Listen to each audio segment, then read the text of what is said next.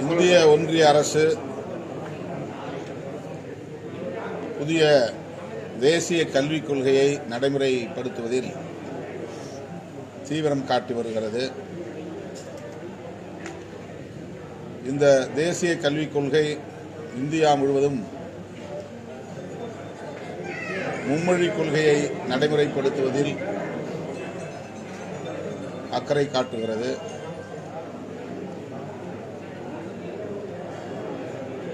தமிழ்நாட்டில் கட்டாயப்படுத்துகிறது. இது அவர்களின் இந்துத்துவ அஜெண்டா என்று சொல்லப்படக்கூடிய செயல் திட்டத்தின் ஒரு பகுதியாகும். அவர்கள் விரும்புகிறார்கள், எத்தனை கலாச்சாரங்கள் பின்பற்றப்பட்டாலும் ஒரே கலாச்சாரமாக அது மாற வேண்டும் என்று எதிர்பார்க்கிறார்கள். எத்தனை மொழிகளை பேசுகிற தேசிய இனங்கள் இங்கே வாழ்ந்தாலும் எதிர்காலத்தில் அவர்கள் அனைவருமே இந்தியை கற்றவர்களாக பேசக்கூடியவர்களாக மாற வேண்டும் என்பதுதான் அவர்களின் செயல் திட்டங்களுள் ஒன்று. ஆகவே RSSின் செயல் திட்டத்தை நடைமுறைப்படுத்தும் நோக்கில் வரையறுக்கப்பட்டுள்ள தேசிய கல்விக் கொள்கையை தமிழ்நாடு ஏற்காது என்பதை நாம் தொடர்ந்து வலியுறுத்தி வருகிறோம். கொள்கை அடிப்படையிலே முரண்பாடு உள்ளது. தனிநபராக இருக்கிற யாரும் இந்தியை கற்கக்கூடாது என்று நாம் சொல்லவில்லை. கேந்திரிய வித்யாலயா, CBSE போன்ற கல்வி திட்டங்கள் நடைமுறையில் உள்ள இந்திய ஒன்றிய அரசின் கல்வி நிறுவனங்களில் பிள்ளைகள், தமிழ்நாட்டு பிள்ளைகள் படிக்கிறார்கள். தனியார் பயிற்சி நிறுவனங்களிலும் படிக்கிறார்கள். இந்தி பிரச்சார சபா தமிழ்நாட்டில், குறிப்பாக சென்னையில் இயங்கிக் கொண்டிருக்கிறது. ஆகவே இந்தி மொழியை எதிர்த்து, இந்தியை படிக்க விரும்புகிறவர்களை எதிர்த்து நாம் இந்த நிலைப்பாட்டை மேற்கொள்ளவில்லை. இந்திய ஒன்றிய அரசு வரையறுத்துள்ள தேசிய கல்விக் கொள்கை ஒரு நீண்ட தூர நெடுந்தூர பார்வை அடிப்படையில், தொலைநோக்கு பார்வை அடிப்படையில் இந்திய தேசத்தை ஒரே மொழி பேசக்கூடிய தேசமாக மாற்ற வேண்டும் என்று அவர்கள் திட்டமிட்டு செயல்படுவதைத்தான் எதிர்க்கிறோம். எனவேதான் மும்மொழிக் கொள்கை வேண்டாம் என்று வலியுறுத்துகிறோம். PM ஸ்ரீ பள்ளி கல்வி திட்டத்தை ஏற்கவில்லை என்றால் கல்விக்காக ஒதுக்குகிற நிதியை நாங்கள் தரமாட்டோம் என்று சொல்லுவது ஒரு பிளாக்மெயில், மிரட்டல் நடவடிக்கை என்பதை அம்பலப்படுத்துகிறோம். நாட்டு மக்கள் இதை புரிந்து கொள்ள வேண்டும். ஏற்கனவே நடைமுறையில் உள்ள கல்வி திட்டத்திற்காக இந்திய ஒன்றிய அரசு வழங்கி வந்த நிதியை இப்போது நிறுத்தி வைத்திருப்பது, PM ஸ்ரீ பள்ளி நிறுவனங்களை தொடங்கினால் மட்டுமே அதை தருவோம் என்று சொல்லுவது ஏற்புடையதல்ல, ஜனநாயகம் அல்ல, அரசமைப்பு சட்டத்திற்கு நேர் எதிரானதும் ஆகும். ஆகவே விடுதலை சிறுத்தைகள் கட்சி மிக வன்மையாக இதை கண்டிக்கிறது. தமிழ்நாடு அரசுக்கு வழங்க வேண்டிய அந்த கல்வி நிதியை உடனடியாக இந்திய ஒன்றிய அரசு அளிக்க வேண்டும் என்று விடுதலை சிறுத்தைகள் கட்சியின் சார்பில் வலியுறுத்துகிறோம். சார், மூன்றாவது மொழியாக எந்த மொழியுமே வேண்டாம்ன்றீங்களா? 2 மொழி போதும். அவங்க மூன்றாவது மொழியை இதை தான் எடுக்கணும்னு அவங்க சொல்லி கட்டாயப்படுத்துறாங்க. மூன்றாவது மொழியாக நீங்கள் எந்த மொழி? அவங்களுடைய அர்த்தமே மூன்றாவது மொழிங்கிறது இந்தி தான். அதாவது அவங்க பூசி மெழுகி பேசுகிறார்கள். 3 மொழி கொள்கை திட்டத்தை கொண்டு வந்தால், அதை ஏற்க வைத்து விட்டால், அதை நடைமுறைக்கு கொண்டு வந்து விட்டால் இந்தியை இலகுவாக திணித்துவிட முடியும் என்பது அவர்களின் எதிர்பார்ப்பு. தென் மாநிலங்களில் 2ஆம் ஆண்டு மாநாடு எது நான் சில விஷயம் சொல்லி முடிச்சிடுறேன். வருகிற மார்ச் 5ஆம் தேதி தமிழ்நாடு முதலமைச்சர் அவர்கள் பதிவு செய்யப்பட்ட அரசியல் கட்சிகளை ஒருங்கிணைத்து நாடாளுமன்ற தொகுதிகள் மறுசீரமைப்பு மறுவரையறை செய்வது தொடர்பாக கலந்தாய்வு செய்ய இருக்கிறார். தமிழ்நாட்டுக்கு மட்டுமல்ல, ஒட்டுமொத்த தென்னிந்திய மாநிலங்களுக்கே இதனால் பாதிப்பு நேரும் என்கிற நிலையில் இந்த கூட்டம் மிகவும் இன்றியமையாததாகும். முதலமைச்சர் அவர்களின் இந்த முன்னெடுப்பை விடுதலை சிறுத்தைகள் கட்சி வரவேற்கிறது. கேரளா, ஆந்திரா, தெலுங்கானா போன்ற கர்நாடகா உள்ளிட்ட தென்னிந்திய மாநில முதலமைச்சர்களோடும் நம்முடைய முதலமைச்சர் அவர்கள் இது குறித்து கலந்தாய்வு செய்ய வேண்டும். 50 ஆண்டுகளுக்கு பிறகு நாடாளுமன்ற தொகுதி மறுவரையறை நடைபெற உள்ளது. இந்த சூழலில் மக்கள் தொகை அடிப்படையில் இந்த மறுவரையறை நடக்குமேயானால் தமிழ்நாடு உள்ளிட்ட தென்னிந்திய மாநிலங்களுக்கு 80 நாடாளுமன்ற தொகுதிகளை இழக்கும் நிலை ஏற்படும் என்கிற சூழல் உள்ளது. ஏற்கனவே தமிழ்நாட்டின் 39 நாடாளுமன்ற தொகுதிகள் உள்ளன.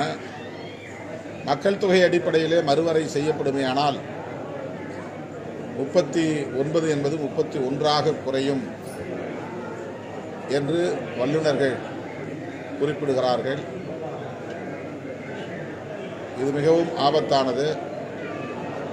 இந்திரா காந்தி அம்மையார் 20 அம்ச திட்டத்தை நடைமுறைப்படுத்திய காலத்தில் குடும்ப கட்டுப்பாட்டு திட்டம் தீவிரப்படுத்தப்பட்டது. இந்த குடும்ப கட்டுப்பாட்டு திட்டத்தை இந்தியாவிலேயே மிக சிறப்பான முறையில் நடைமுறைப்படுத்திய மாநிலம் தமிழ்நாடு. ஒப்பீட்டளவிட வட இந்திய மாநிலங்களை விட தமிழ்நாட்டில் மக்கள் தொகை வளர்ச்சியின் சதவிகிதம் மிகப்பெரிய அளவிலே சரிவடைந்துள்ளது. பல மடங்கு வட இந்திய மாநிலங்கள் அதிகரித்துள்ள நிலையில் தமிழ்நாடு உள்ளிட்ட தென்னிந்திய மாநிலங்கள் மக்கள் தொகை வளர்ச்சி சதவிகிதத்தில் பின்தங்கியுள்ளது. இதனால் நாடாளுமன்ற தொகுதிகளில் குறைந்தது 8 தொகுதிகளை இழக்கும் அபாயம் ஏற்பட்டுள்ளது. எனவே தமிழ்நாட்டில் ஒருமித்த கருத்தின் அடிப்படையில் நாடாளுமன்ற தொகுதி மறுவரையறை தொடர்பாக நம்முடைய நிலைப்பாட்டை இந்திய ஒன்றிய அரசுக்கு எடுத்துச் சொல்ல வேண்டிய ஒரு கட்டாயம் எழுந்துள்ளது. அந்த வகையில் விடுதலை சிறுத்தைகள் கட்சி கடந்த முறை வெல்லும் ஜனநாயக மாநாட்டில் இது குறித்து மிகுந்த கவலையோடு நாங்கள் தீர்மானத்தை நிறைவேற்றினோம். இந்த நாடாளுமன்ற தொகுதி மறுவரையறை மக்கள் தொகை அடிப்படையில் இல்லாமல் மாநிலங்களுக்கான பிரதிநிதித்துவம் எல்லா மாநிலங்களுக்கும் உரிய அளவிலே வழங்கப்பட வேண்டும். மக்கள் தொகையை மட்டுமே கணக்கில் கொள்ளாமல் இது குறித்து கலந்தாய்வு செய்ய வேண்டும் என்ற அடிப்படையில் ஒரு தீர்மானத்தை நாங்கள் நிறைவேற்றியிருக்கிறோம். அதை மீண்டும் சுட்டிக்காட்ட வேண்டிய தேவை எழுந்துள்ளது. முதலமைச்சர் அவர்கள் எடுத்திருக்கிற இந்த முன்முயற்சி தென்னிந்திய மாநிலங்களுக்கு இடையிலே ஒரு விழிப்புணர்வை ஏற்படுத்தும், ஒருங்கிணைவை ஏற்படுத்தும் என்று நான் நம்புகிறேன். முதலமைச்சர் அவர்கள் இதற்காகவே தென்னிந்திய மாநில முதலமைச்சர்களை எல்லாம் நேரிலே சந்தித்து பேச வேண்டும், பேச வேண்டிய தேவை உள்ளது என்று நான் கருதுகிறேன், நம்புகிறேன். ஆகவே மார்ச் 5ஆம் தேதி நடைபெறுகிற அனைத்து கட்சி கூட்டம் வரலாற்று முக்கியத்துவம் வாய்ந்தது. முதல்வருக்கு எனது பாராட்டுகளை தெரிவித்துக் கொள்கிறேன். மலிவு விலையில், குறைந்த விலையில் மருந்துகள் ஏழை எளிய மக்களுக்கு கிடைக்கிற அளவுக்கு புதிய மருந்தகங்களை முதல்வர் அவர்கள் திறந்திருப்பது மிகுந்த ஆறுதலை தருகிறது. அதனையும் வரவேற்று பாராட்டுகிறோம். தமிழ்நாடு வெற்றி கழகத்தின் சார்பாக 2ஆம் ஆண்டு பொதுக்கூட்டம் அந்த விழாவில் மத்திய மாநில அரசுக்கு எதிராக கெட் அவுட் அப்படின்ற ஒரு ஹேஷ்டாக் கையெழுத்து இயக்கத்தை வந்து விஜய் தொடங்கியிருக்காரு. விஜயோட இந்த அரசியல் பிரவேசம் திராவிட கட்சிகளுக்கு பின்னடைவா அல்லது ஜாதி கட்சிக்கு பின்னடைவா அல்லது மத ரீதியான கட்சிக்கு பின்னடைவா? இப்போதான் தொடங்கியிருக்கிறாரு, அதுக்குள்ளே நீங்கள் பின்னடைவை பற்றி கேள்வி எழுப்புறீங்க. அவர் முதல்ல ஒரு தேர்தலை சந்திக்கட்டும், மக்கள் எந்த அளவுக்கு அவரை ஏற்றுக்கொள்கிறார்கள், அங்கீகரிக்கிறார்கள் என்பதை பார்ப்போம். அந்த முடிவுகளை வைத்து தான் யாருக்கு பின்னடைவு என்று சொல்ல முடியும். ஒவ்வொரு காலகட்டத்திலும் இதுபோல புதிய புதிய வரவுகள் தேர்தல் களத்தில் நிகழ்ந்து கொண்டே இருக்கின்றன. ஆனாலும் கூட அவர்களால் பெரிய அளவிலே இதுவரையில் சாதிக்க முடியவில்லை. தற்போதுள்ள சூழலில் கலைஞரும் ஜெயலலிதாவும் இல்லை என்ற ஒரு கணக்கை மட்டுமே வைத்து திமுக அதிமுக ஆகிய இரு கட்சிகளையும் பலவீனப்படுத்திவிட முடியும் என்று கணக்கு போடுகிறார்கள். தமிழ்நாட்டில் திமுக அதிமுகவை தாண்டி முற்போக்கு ஜனநாயக சக்திகள், சமூக நீதி அரசியலை பேசுகிற கட்சிகள், புரட்சியாளர் அம்பேத்கர், தந்தை பெரியார், மாமேதை மார்க்ஸ் போன்ற மாமனிதர்களின் கொள்கைகளை பரப்புகிற கட்சிகள், கருத்தியல் சார்ந்து மக்களை அமைப்பாக்கி அணிதிரட்டக்கூடிய கட்சிகள், விடுதலை சிறுத்தைகள் உள்ளிட்ட பல கட்சிகள் இருக்கிறோம். எனவே வெறும்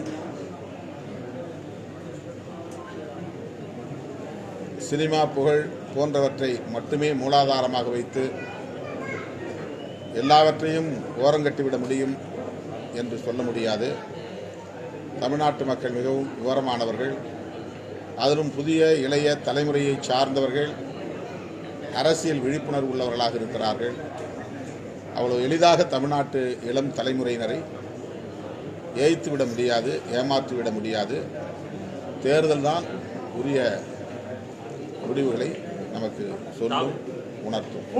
இரண்டாம் ஆண்டு துவக்க விழாவில் வந்து பத்திரிகையாளர்கள் தாக்கப்பட்டிருக்காங்க. இதை பற்றி அது மிகுந்த வருத்தம் அளிக்கிறது. என்ன எப்படி இருந்தாலும் கூட ஊடகவியலாளர்களின் பாதுகாப்பு ஜனநாயகத்தில் முதன்மையானது. அதுபோல தாக்கப்பட்டிருந்தால், அந்த நிகழ்வு நடந்திருந்தால் அது வன்மையான கண்டனத்திற்குரியது.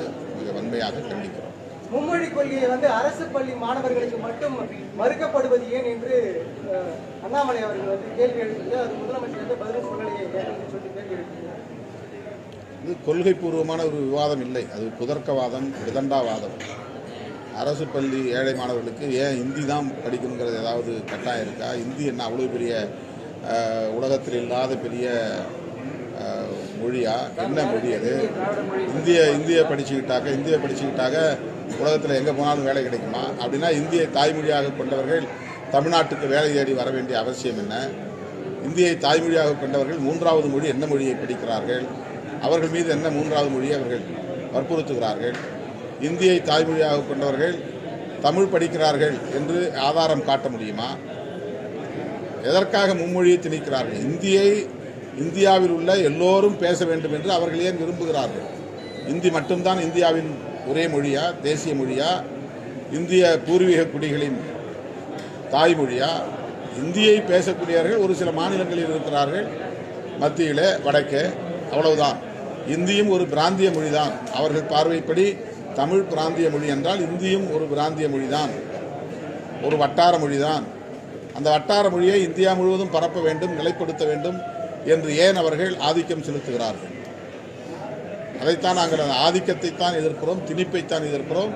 யாரும் இந்தியை படிக்கலாம், தனிநபராக இந்தியை விரும்பி படிப்பதிலே யாருக்கும் எந்த மாற்று கருத்தும் இல்லை. இந்தி பிரச்சார சபாவே அதுக்கான வேலைகளை செய்து கொண்டிருக்கிறது, யாரும் தடுக்கவில்லை.